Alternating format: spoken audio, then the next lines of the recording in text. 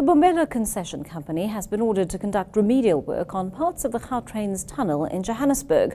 Water's been seeping into some sections of the Gautrain tunnel. The company designed and built the rapid railway project. Errol Braithwaite, technical executive at the Bombela Concession Company, joins us in studio this morning. Thanks very much for coming in, Errol. In layman's terms, what's actually wrong with the tunnel? Well, just to be clear, this has been a long-running dispute, and it's a dispute essentially between the Gauteng provincial government, the developers of the project, and one of our subcontractors that was responsible to design and build the tunnel, as well as all of the civil works on the project. The tunnel was specifically designed as a drained tunnel, in other words, to allow groundwater to seep through the lining and into a tunnel drainage system which has been designed for that purpose. The dispute is a contractual dispute related to the volume of water that's allowed to seep into that drainage system. What the tribunal has found is that the actual volume of water seeping into that drainage system is marginally more than what the specification allows. So which section of the tunnel is affected? Well, there are two criteria. The one is a kind of a damp spot criteria. So on the lining of the tunnel wall, there shouldn't be damp spots, above a certain sort of a volume of water. And the other is a flow criteria. Now, the most important is the flow criteria, and that section is between Rosebank Station and Park Station, the southern end of the tunnel.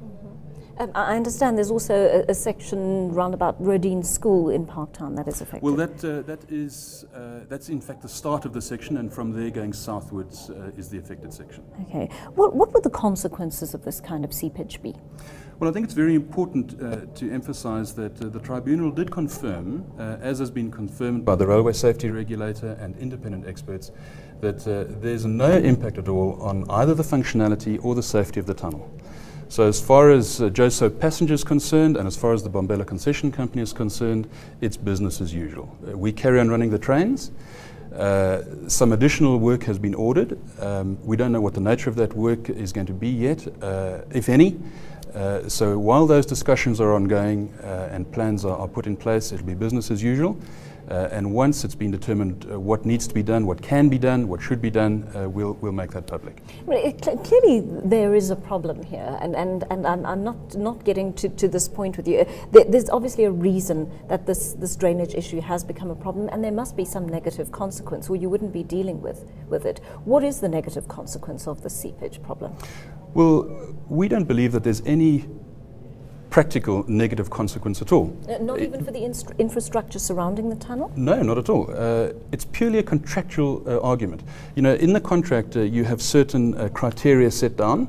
The amount of seepage is allowed to be X amount, and if it's X amount plus 1%, you haven't met the contract. And honestly, it's as simple as that. How much is this going to cost you?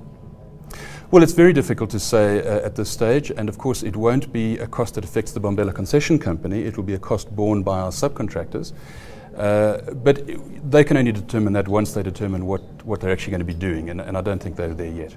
Right, so just to be clear on one last point, Errol, trains will continue running as normal? Absolutely, business as usual. Our customers can feel absolutely safe.